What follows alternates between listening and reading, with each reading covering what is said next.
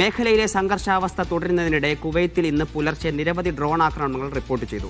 സൈനിക എയർബേസിന് ലക്ഷ്യമിട്ട ആക്രമണത്തിൽ ചില നാശനഷ്ടങ്ങളും ചെറിയ പരിക്കുകളും ഉണ്ടായിട്ടുണ്ട്. ഇതിനിടെ രാജ്യത്തെ സുരക്ഷാ സാഹചര്യം വിലയിരുത്താൻ പ്രധാനമന്ത്രിയും മുതിർന്ന ഉദ്യോഗസ്ഥരും അതിർത്തി പ്രദേശം സന്ദർശിച്ചു. വിവരങ്ങളുമായി സലീം കോട്ടയിൽ ചേരുന്നുണ്ട്. സലീം, എന്തൊക്കെ ആക്രമണങ്ങളാണ് ഇന്ന് കുവൈത്തിൽ റിപ്പോർട്ട് ചെയ്തിട്ടുള്ളത്? ഒപ്പം ആർക്കെങ്കിലും പരിക്കേറ്റിട്ടുണ്ടോ? അതിലേറ്റവും പ്രധാനപ്പെട്ടത് സാഹചര്യം വിലയിരുത്താൻ പ്രധാനമന്ത്രിയും മുതിർന്ന ഉദ്യോഗസ്ഥരും അതിർത്തി പ്രദേശം സന്ദർശിച്ചു എന്ന് മനസ്സിലാക്കുന്നു. എന്തൊക്കെ സുരക്ഷാ ക്രമീകരണങ്ങളാണ് നിലവിൽ ഒരുക്കിയിട്ടുള്ളത്? എന്തൊക്കെ മാറ്റങ്ങളാണ്, എന്തൊക്കെ നിർദ്ദേശങ്ങളാണ് അധികൃതർ നൽകുന്നത്? ഹരിഗോവിന്ദ്, കുവൈത്തിൽ നിന്ന് പുലർച്ചെ നിരവധി ഡ്രോൺ ആക്രമണ ശ്രമങ്ങൾ റിപ്പോർട്ട് ചെയ്തതായി പ്രതിരോധ മന്ത്രാലയം അറിയിച്ചു. വ്യോമ പ്രതിരോധ സംവിധാനം 7 ഡ്രോണുകൾ കണ്ടെത്തിയതിൽ 3 നശിപ്പിച്ചതായും 2 ഡ്രോണുകൾ താഴെ പതിച്ചതായും അധികൃതർ വ്യക്തമാക്കിയിട്ടുണ്ട്. എന്നാൽ താഴേക്ക് പതിച്ച മിസൈലുകൾ ഭീഷണി മേഖലയ്ക്ക് പുറത്തേക്കാണ് വീണതെന്നും അപകടമൊന്നും ഉണ്ടായിട്ടില്ലെന്നും അധികൃതർ പറഞ്ഞു.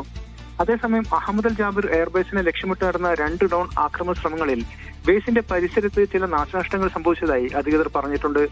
സംഭവത്തിൽ സായുധ സേനയിലെ 3 അംഗങ്ങൾക്ക് ചെറിയ പരിക്കുകൾ ഉണ്ടായതായും അവരുടെ ആരോഗ്യനില തൃപ്തികരമാണെന്നും പ്രതിരോധ മന്ത്രാലയം വ്യക്തമാക്കി. അതോടൊപ്പം തന്നെ രാജ്യത്തിന്റെ സുരക്ഷയും പരമാധികാരവും സംരക്ഷിക്കുവാൻ കുവൈറ്റ് സായുധ സേന പൂർണ്ണ സജ്ജമാണെന്നും അധികൃതർ വ്യക്തമാക്കി. ഇതിനിടെ കുവൈറ്റ് പ്രധാനമന്ത്രി ഷെയ്ഖ് അഹമ്മദ് അബ്ദുള്ള അഹമ്മദ് അസ്സബാഹ് നുവൈസി അതിർത്തി സന്ദർശിച്ചു.